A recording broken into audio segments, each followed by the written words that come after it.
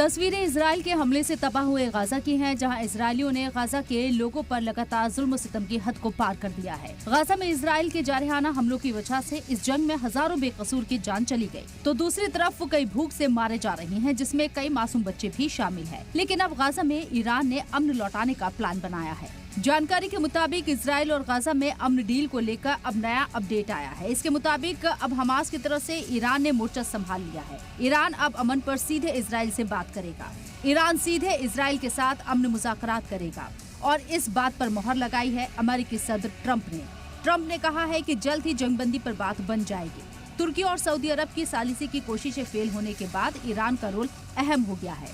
इससे गाजा के दोबारा तामीर और मुस्तकबिल की सरकार पर ईरान का असर बढ़ सकता है।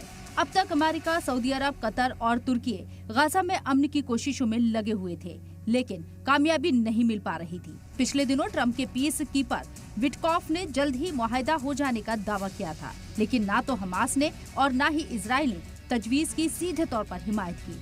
आखिर में ट्रंप को इस पर बैकफुट पर जाना पड़ गया। अब ट्रंप की टीम ने सीधे तौर पर ईरान से राब्ता कायम किया। कहा जाता है कि हमास को ताकत देने में ईरान का ही हाथ है।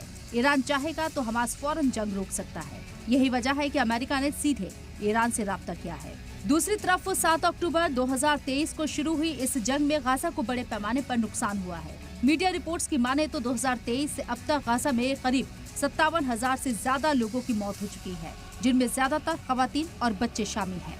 गाजा में रिहायशी इलाकों को तबाह कर दिया गया है, जिससे हजारों की तादाद में लोग बेघर हो गए हैं। साथ ही इजराइल लगातार पनाह गुज़ीन कैंप्स को भी निशाना बना रहा है, जिससे हजारों लोग जो जिंदगी की तलाश में पहुंचते थे वो भी कत्ल कर दिए गए। गाजा पट्टी की तकरीबन 90% आबादी दूसरी जगह जा चुकी है, जिनमें ज्यादातर लोग कैंप्स में रह रही हैं। गाजा में खाना, पानी और दवाओं की भारी कमी है, जिससे तकरीबन 5 लाख लोगों को शदीद ग़िज़ाई किल्लत का सामना करना पड़ रहा है। इजराइल ने गाजा में सप्लाई पर भी पाबंदी लगा दी है, जिससे लोग बेहद खतरनाक जिंदगी जीने को मजबूर हैं। ईरान के इस प्लान से सबसे बड़ा झटका तुर्की और सऊदी जैसे ममालिक को लगा है। तुर्की और सऊदी की कोशिश दोनों में अमन कायम करके मिडिल ईस्ट में बड़ा बिचौलिया बनने की थी, लेकिन अब ईरान ने दोनों के अरमानों पर पानी फेर दिया है। गाजा में ईरान और इजराइल के बीच अगर सीधे तौर पर डील होती है तो ईरान फिर से बड़े रोल में आ जाएगा। गाजा पर आगे के कंस्ट्रक्शन में भी ईरान का ही बड़ा रोल होगा। ब्यूरो रिपोर्ट, सलाम टीवी।